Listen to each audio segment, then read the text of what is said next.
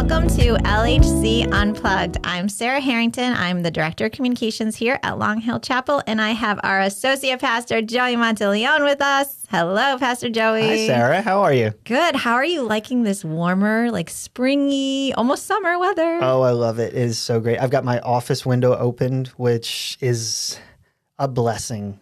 A lot of people don't have office windows that they can actually open. I remember when I worked at my previous job, we had these probably 6-foot windows in this office building, and it was gorgeous. You could see everything, but you could feel nothing. Yeah. And so you couldn't open them. So I love the fact that we can open windows, and this weather gives me hope that summer is on the way. It's here. It's coming. Yes. I know it. Do you have a favorite springtime activity?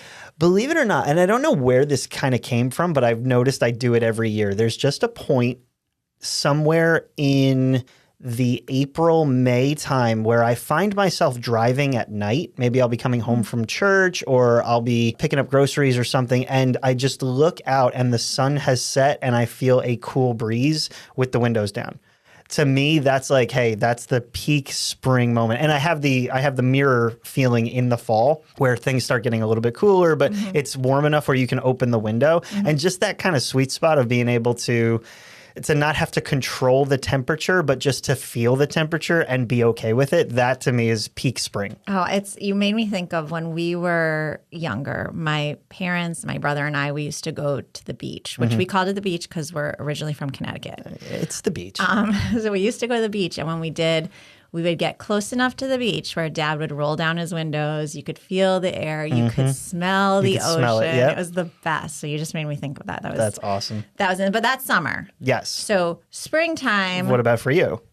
I love getting out in the yard and weeding. Yeah. That sounds very mundane. Very mom of you. Very mom. But there's a lot of satisfaction in weeding. Absolutely. And cleaning up the beds. And again, it's that excitement about new life is going to bloom and the weather is going to get nicer and everyone's going to be happier. And you're doing your part to make it look great. Yeah, exactly. That's awesome. The aesthetic. I'm here for the aesthetic. I love that.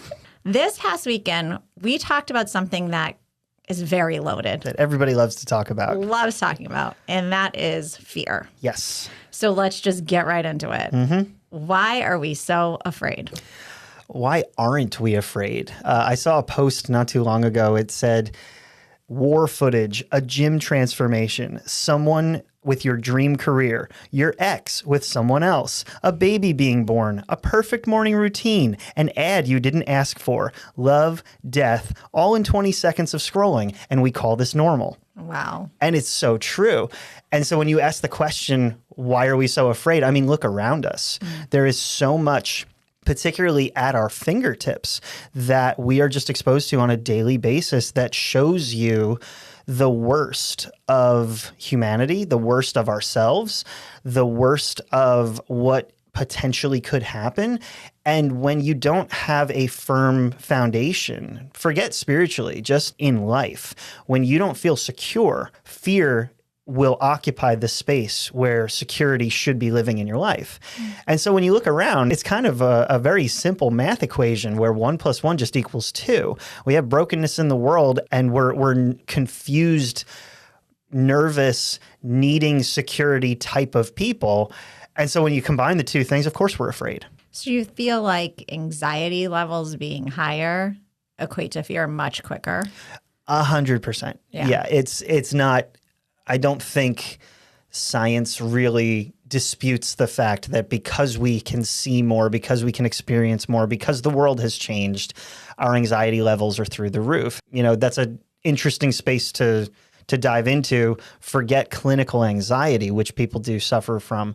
I think just a low-grade hum of something could go wrong. I think we all experience. It's kind of like, I think I said it in the sermon, that there's this 12% battery version of our lives we hold. If your phone is on 12%, you're not in danger, but you're not at peace. Right. And there's that aspect of our lives where if we're not secure, if we're not rooted in something, fear very easily will creep in and give you that low hum discomfort of something could go wrong at any time. It's funny because you made me think of how people can be very different when it comes to anxiety, how we handled it, like how high it can get. I think of people with, I look at like my husband's phone, for example. 11,000 emails just unopened on his phone. He's my hero. My anxiety would be through the roof. Yeah. And he's like, okay, he's handling it pretty well. Cool. Yeah. But I think sometimes in our mind, we can make something bigger than it could be or is. For sure. Do you feel like there's a point where you were afraid but didn't really have a reason to be afraid yet? Yeah. And that's an interesting dynamic when you are afraid, but you don't really have a good reason to be yet. There have been plenty of times, and maybe you can relate to this as a parent, where you thought you heard a child or you thought you heard a noise in the house. It's how I opened the sermon, where you don't really know what it is, but you know it could be something. Mm-hmm. Now, there's no basis for that fear necessarily, but your mind and your body react so strongly because even if it's not real, it's the possibility of danger, the possibility of a threat. And we as human beings, we're wired for survival. And so our brains don't necessarily wait for clarity. They react to possibility. And if there's a possibility of danger, our default is to fear. Mm-hmm. So you talked about that low-grade hum. Mm-hmm. Do you think most of us live with that? That's such a broad stroke generalization, but I'll go on record and say, yeah. I think a lot of people, at least who I've experienced, who I've talked to, and we all have a valid reason for it. I don't want to dismiss that my anxieties, my fears are better than yours. And no, that's not it at all. I think each one of us have a very legitimate reason. Some of that is due to our environment. Some of that's due to our past trauma, to our environments, to the way we were raised, to the difficulty that we walk through, to the very real situations we're dealing with now. There's always a reason for it. How we handle it is really up to us. Okay, so you talked a little bit about when you hear that noise in the other room, especially as a parent. Mm-hmm. For me, to be honest, as a boy mom, sometimes it's silence. Yeah. It makes me very nervous. That makes you nervous. But there is a sense of healthy fear that we need to have in certain circumstances in our life. Sure. So talk to me a little bit about healthy fear versus destructive fear. Yeah. So particularly when it comes to fear, people make generalizations that all fear is bad. Either you should be afraid or you shouldn't be afraid. There's different types of fear. There's fear that protects you. There's the fear that says don't touch the hot stove, to hit the brakes when somebody walks in front of you, to respond to a noise that you hear in the house. That fear is internal and it protects you. It's how we're wired to be able to react to things. It keeps us alive. There's another kind of fear that the book of Proverbs talks about, which is to instruct you in wisdom. It says that the fear of the Lord is the beginning of wisdom.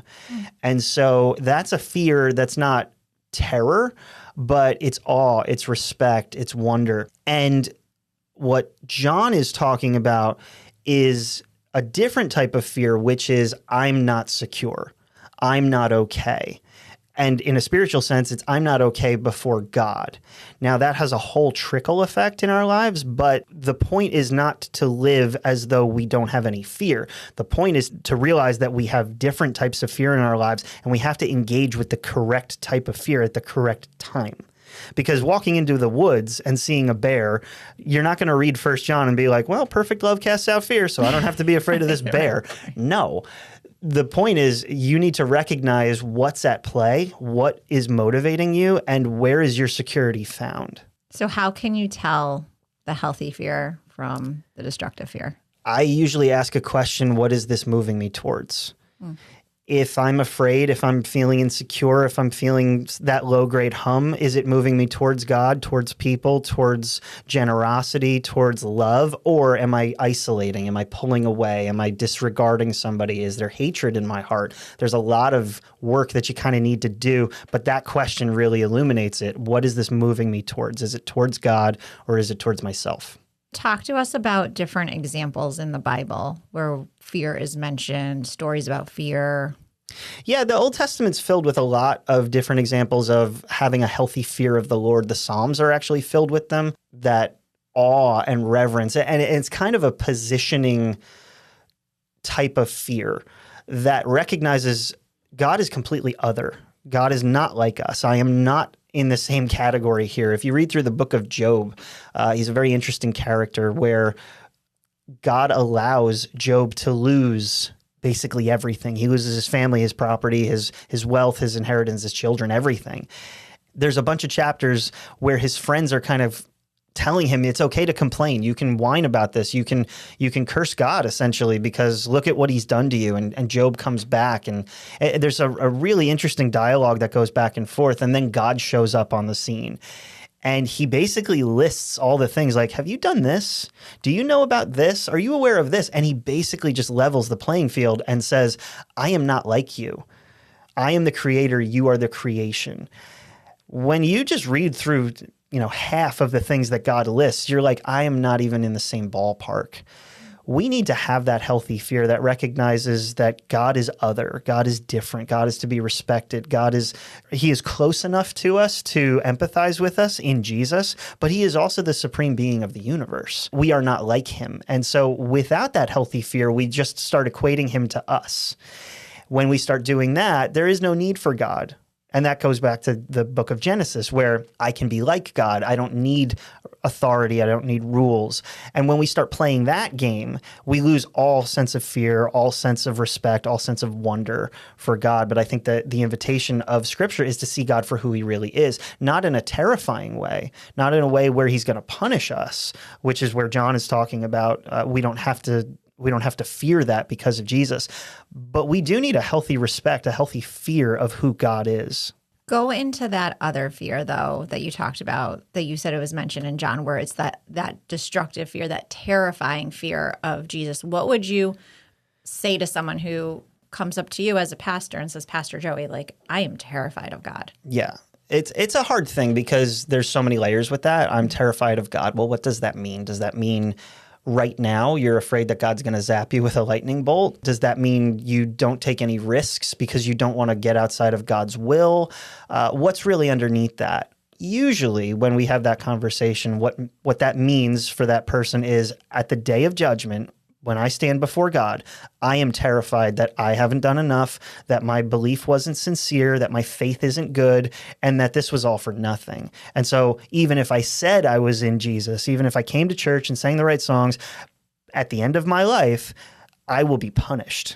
John makes that connection that fear has to do with punishment. Now, when we talk about punishment, that means the penalty. It's a legal term. It's like a courtroom term. And what we're really saying is that I need security. I need to believe that I'm okay before God. And if I don't believe that, then what does that mean? Well, that means that something is still owed. Something is still outstanding. I still need to pay for my wrongdoing, my sin. And if something is owed, then that means that something's coming, which then leads to fear. And it leads to that low-grade hum that at the end of my life, whenever that is, I will stand before God unsure. And John is saying you don't have to live like that. You can actually live with confidence now and on the day of judgment, that because of the love that God has given to us, we both know and rely on that love. And what is that love? That love is demonstrated in Jesus. And so if someone were to come up and say, look, I just don't know at the end of the day if I'm okay before God, well, my first question is, do you know Jesus? That's kind of the basis of this entire conversation, that we can know the love of God because God demonstrated His own love for us in this. Romans tells us that while we were still sinners, Christ died for us. Once we've known that, we can then build that confidence to stand before God on that day of judgment and right now, that love is enough and that we are secure in God. And so fear isn't just about now. It's about what we think is coming later. But John says we don't have to worry about that either. We can know now and at the day of judgment.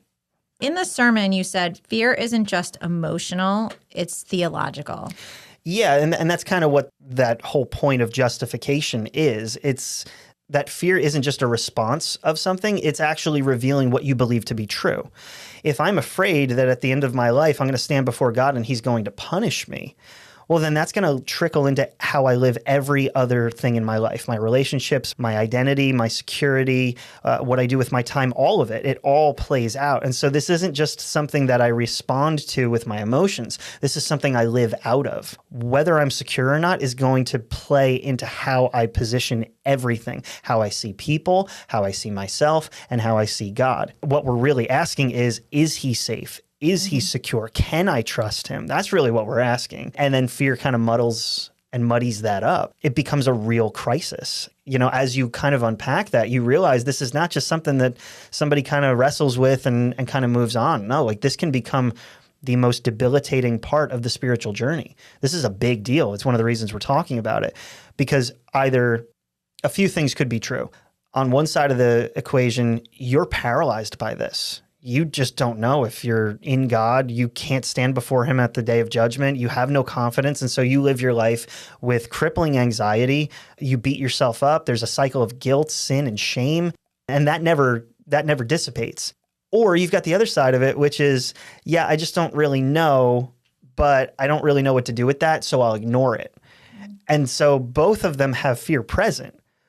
But then John comes along and says, perfect love casts out fear.